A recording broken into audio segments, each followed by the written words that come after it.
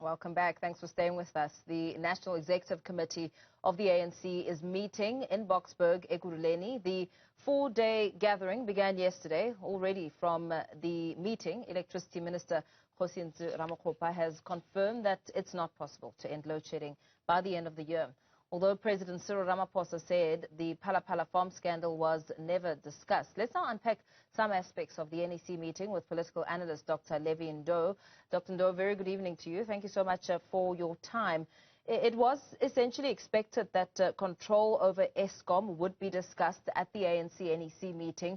Some contradictions on the load-shedding timelines. We heard also at the same time President Ramaphosa dismissing suggestions that there's conflict between Minister of Electricity Ramokgopa, Mineral Minister Gwede Mantashe, as well as Public Enterprises Minister Pravin Gordhan. What should we make of today's announcement on the load-shedding timeline and contradictions, and perhaps the powers of the Electricity Minister?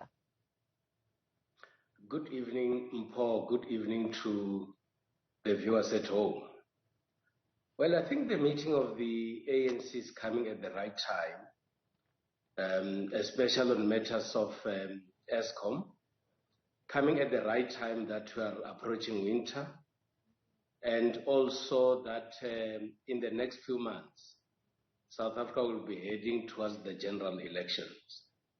I think the issue of Eskom, it's a good test for the ANC's capability to deal with bigger challenges and their potential to solve such big challenges. Everybody is worried about Eskom in South Africa, and we have got nowhere else to look for. Where we have to look at is what is it that the ANC-led government would do in order to provide solutions on matters of electricity. It is also good that all members of the leadership of the ANC are meeting under one roof, and they need to be able to provide solutions to these challenges. Of course, when a new Minister of Electricity was appointed, it raised a lot of questions about the role of the Energy Minister, the role of the Minister of Public Enterprise. And they might also feel that when they had their own roles and the Minister of Electricity is appointed, it could be perceived as a motion of no confidence in them because they were present and load shedding continued. Yeah. At the same time, there are those who support the fact that there is a minister who is appointed to specifically deal with this challenge that is affecting every South African. We need to take the positives. Whilst these three people are under the same roof and the leaders of the ANC, of course they should differ, but whatever differences that they could have should actually be meant to address the challenges of electricity that we have. Whatever discussions that they have should be directed towards finding solutions to end load shedding. It is also time, in my view, for the ANC to be able to come out of this meeting very clearly and inform South Africans exactly what to expect on matters of electricity.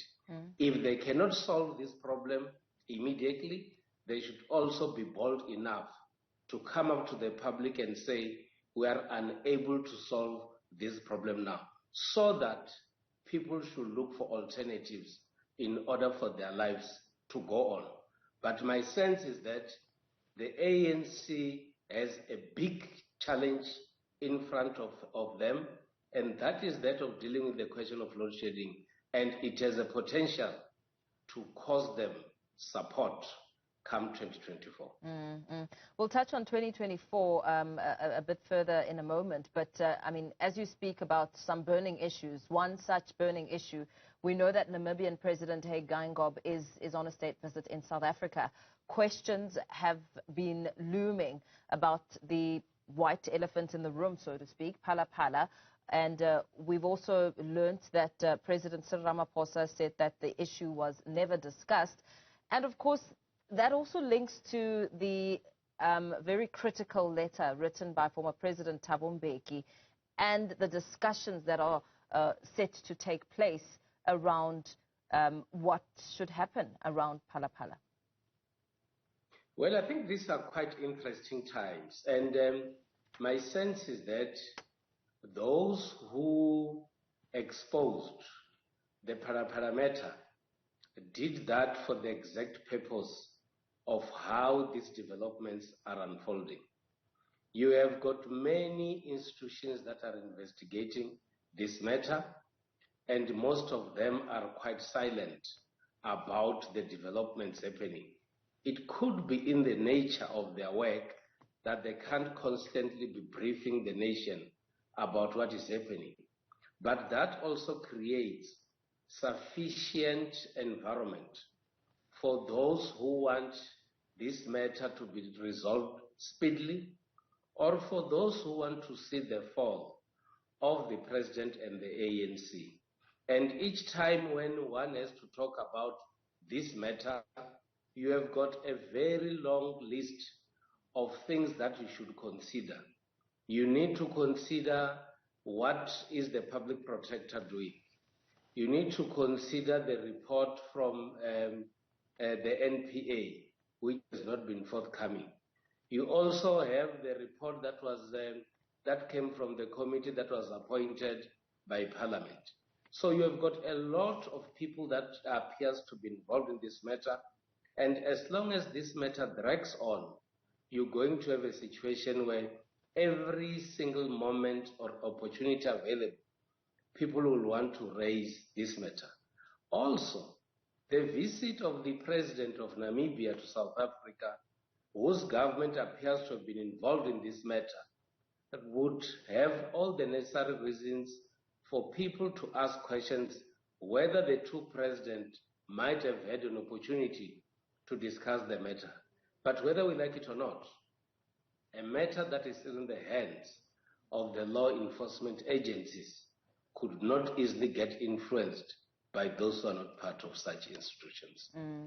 Another matter, the tripartite alliance partners have been critical of how the ANC is leading formation, and they've been questioning their continued participation in it. COSATU has been concerned, for instance, about the lack of consultation before cabinet reshuffles. How should this matter be handled in these talks? What do you imagine to be the tone around it? Well, I think it's important to note that the differences in the alliance are not new. This alliance is known as an alliance of contradictions because of the different constituencies that alliance partners serve.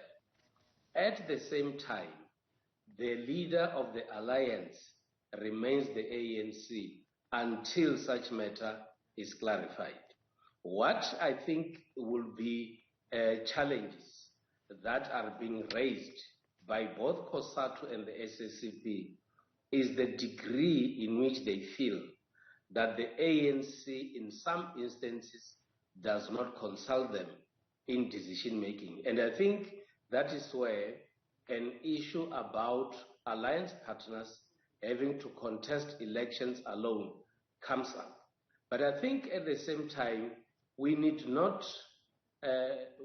have to listen or hear the threats of going to elections alone by alliance partners. We need to see them actually doing so if indeed they are no longer happy with the alliance. But you'll agree with me that most people who are in the SACP, people that are in COSATU, have got dual membership. And it can also be an opportunity for a party, for an example, to test its strength at national level. And that is how, in my view, this alliance will be properly discussed or analyzed. At the same time, it will also be interesting to also check the percentage of support that the Communist Party, in my view, could be contributing in the support of the ANC. Because each time they talk about going it alone, one would assume that they should be having a considerable amount of support, which they are very sure of. And if they don't have, I don't see them going to contest election on their own. Yeah. But another sense, in my view, is that it is up to the leaders of the alliance themselves to find ways and means to be able to iron their differences behind closed doors, rather than hearing alliance partners complaining outside the structures of the alliance. And very quickly, what about the state of coalitions? How much of an impact will that have on these discussions, especially going into 2024? Political parties in South Africa that are aware of the realities of the South African politics in South Africa have to plan around coalitions. My sense is that all political parties and political leaders are not happy with what is happening in our metros in South Africa because of coalitions. So you need political parties to be able to plan what should then happen if indeed they are confronted with a coalition situation. The ANC Lekgotla says that David Makhura and Mark Maharaj might be presenting a plan for the ANC approaching coalitions. The DA has already spoken about the moonshot, which appears to be slowly gaining the ground. But what should happen is that in the near future, we need to get a clear understanding from politicians about where we're going in relation to coalitions. Dr. Levy Ndou, thank you very much for your time and that analysis. Political analyst Dr. Levy Ndou giving us a sense of some of the expectations as the ANC NEC meeting will, discussions continue.